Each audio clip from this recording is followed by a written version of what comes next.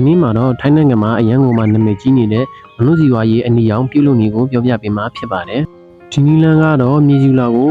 ထူးပြုပြင်ပေးပြီးအပင်ရဲ့အမြင့်တွေကိုလည်းပုံမှုပြီးတော့တတ်မှစေပါတယ်။ပြုလုပ်နေကတော့ကြက်ဥတစ်လုံးအချုံမုတ်တစ်စုံနဲ့ငမြရည်တစ်စုံကိုရောပြီးတော့မှွေလိုက်ပါ။ပြီးတာနဲ့ရေဖြစ်ထားတဲ့ရေသက်မှုတွေထဲကိုတစ်စုံစီထည့်ပေးရမှာဖြစ်ပါတယ်။တကယ်လို့မိတ်ဆွေတို့စီမှာပြုလုပ်ပြီးသားအရေဟောင်းစီတဲ့ဆိုရင်တော့အနှဲငယ်စီထည့်ပေးလိုက်ပါဗျာ။ဒီဟောင်းကိုအနှဲငယ်ထည့်ပေးလိုက်တဲ့အခါအမြန်ဆုံးအနီရောင်ပြောင်းလဲလာမှာဖြစ်ပါတယ်။မရှိရင်လည်းဒီတိုင်းထားလို့ရပါတယ်ဗျာ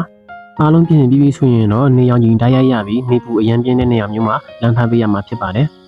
အခုလိုအနေရောင်ဖြစ်လာဖို့အတွက်အနုစီဝါကြီးအဟောင်းထည့်ထားရင်တော့10ရက်အတွင်းတိတိကျကျနေရလာမှာဖြစ်ပြီးတကယ်လို့ပထမဦးဆုံးချိန်သဘာဝအတိုင်းပဲထားမယ်ဆိုရင်တော့အနုစီဝါပိုးတွေကိုသဘာဝအတိုင်းဖမ်းယူရတာဖြစ်လို့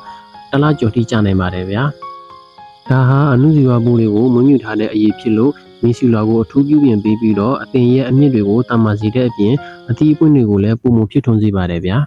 တောင်သူမိတ်ဆွေတွေအတွက်အရန်ကိုမှအကောင်ကြတတ်တာပြီးတော့ထိရောက်မှုကောင်းမွန်တဲ့နီလန်လေးဖြစ်လို့ပြန်လည်မျှဝေလိုက်ခြင်းဖြစ်ပါတယ်ဗျာ